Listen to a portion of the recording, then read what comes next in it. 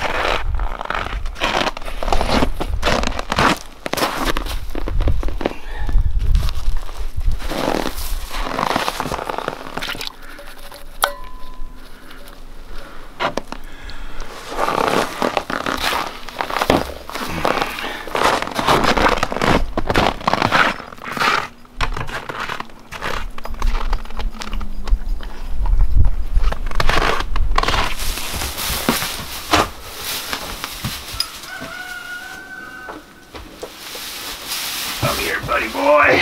Come here. So let me try to answer a few questions that I know you guys watching this video might have. The first question being probably, why do I let my dog sleep outside, especially when it gets so darn cold around here? Well, Toby is a Maremma. It's a special type of livestock guardian dog. His breed is intended to live outside 24/7. You know, he's supposed to stay watch of the animals at all times. I don't train him for the house. I don't train him to be a good house dog. He doesn't have good house manners. No, you don't. But I try to train him to be a good farm dog and a good outdoor dog. I have him here to help protect the ducks and geese. Right now, his pen is situated directly across from where the ducks live. I don't give him full 24/7 unsupervised access just yet because he's really only a puppy. He's about 4.5, getting near 5 months old. He's still got a lot to grow. He's got a lot of maturing to do, and still a fair amount of training to do with him. And so I don't want to get him in a situation where he develops bad habits and potentially injures the ducks. And so I got to be very careful with that.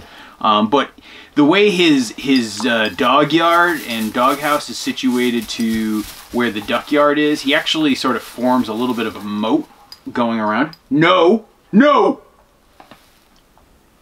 Don't do that. No. He's starting to get into a little bit of a nippy puppy biting phase, which, yeah, you know, no. So he's situated, like I said, directly across from where the ducks are, and his dog yard actually forms like a little moat or partially around the duck yard. And what I found is actually just having Toby on the farm, having him mark his territory and having him around to bark off other animals, it's really cut down on the number of visitors that are around here. I still get the occasional deer and coyote up on our upper pasture a little ways away, but I definitely haven't seen any evidence of anything like a bobcat or the such around ever since Toby showed up. You know, another question you might have is, how do I run an actual farm with so few birds on the farm? Well, I'm in the winter mode right now, and so that means I've culled down most of my flocks to small numbers. Once the spring and summer picks up, I'm going to start hatching, and I'll have many, many, many more birds here. But right now, it's just really my breeding stock and the egg layers that I have around, and so things won't ramp up. Also, just at full transparency, the farm remains not my full source of income. I get income mostly from off-farm jobs that both me and my wife work, as well as also the income from YouTube actually helps us pay for a lot of infrastructure projects here on the farm. So for example, like the duck house that I built last year, or the repairs that we've made on our giant ancient barn, as well as some things that I have planned in 2020. So there is one more thing I did want to show you guys, so check this out. So I'm actually really worried about this duck right here. I think you can see it, right? She's got kind of wound markings on the bottom of her feet. See? See, one on each foot. So the other day when it went from being, you know, up in the upper 20s to negative single digits in the span of a couple of hours, and that's Fahrenheit, mind you. I came out to put the ducks away, and all the ducks had put themselves away, which they usually do these days. And she was still outside though, and she was actually underneath the duck house. And I walked up to her to see what was wrong, and she wasn't moving. She was like flapping her wings, trying to move, but she couldn't actually get out of the spot she was in. So I looked closely, and it turned out that she was frozen to the ice. Apparently what had happened is, with the sunshine coming in from the south here, some of the water underneath the duck house melted, and I don't know, she was hanging out in there for a little bit too long, maybe she fell asleep, and she was frozen right to the ice. So what I ended up doing is grabbing several 5-gallon buckets of water. I think I had about 20 gallons, and it was warm to hottish water, not too hot, but pretty warm. And I started to dump it down underneath the duck house as a way to try to thaw her from the ice. And after about 15 gallons, she was let loose. But unfortunately, it seems like she's got a pretty bad case of frostbite. Immediately after I took her out of there, I actually put her in warm water and soaked her in there for a couple of hours. And so I tried to do my best to arrest the frostbite the best I could. Unfortunately, with frostbite damaged tissue, there's not much you can do. I'm hoping she just has a little bit of it. I am gonna try to do my best with her, but I am a little bit worried about the condition of her foot.